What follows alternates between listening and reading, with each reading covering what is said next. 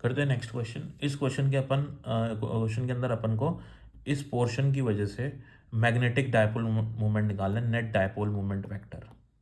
तो जब हमारे पास दो अलग अलग लूप और टोटल मैग्नेटिक डायपोल निकालना है, मूवमेंट निकालना है, तो क्या करेंगे, दोनों लूप्स को सेपरेट करके उन दोनों का अलग अलग मैग्नेटिक डायपोल मोमेंट निकालेंगे और उनका वेक्टर सम कर देंगे। सपोज ये लूप नंबर 1 है, तो इसका magnetic dipole moment m1 vector आ रहा है, इसका magnetic dipole moment m2 vector आ रहा है, तो हमने क्या करना है, इनका वेक्टर सम कर देना है। ठीक है।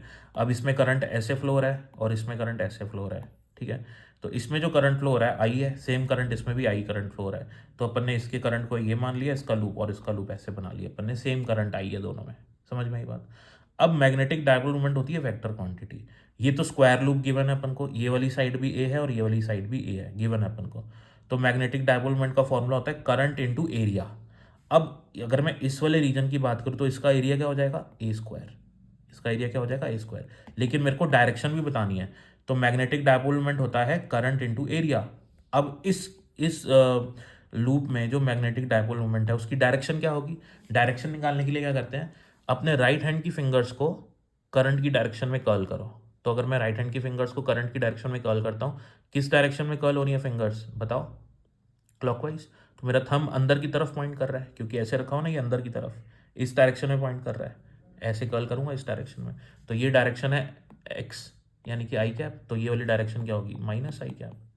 तो इधर आ जाएगा माइनस आई कैप। अब इसके लिए यूज़ करना है मैंने सेम रूल।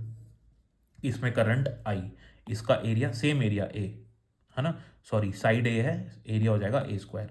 तो मैग्नेटिक डायपोल मोमेंट का मैग्नीट्यूड हो गया आई ए स्क्वायर। अब मैग्नेटिक डायपोल मोमेंट की डायरेक्शन चाहिए, तो फिंगर को कर्ल करेंगे करंट की सेंस में। तो करंट की सेंस में फिंगर को कर्ल करूंगा तो मेरी जो थंब है वो नीचे की तरफ पॉइंट कर रहा है, ऊपर की तरफ है वाई, नीचे की तरफ होगा माइनस वाई, तो माइनस जे कैप।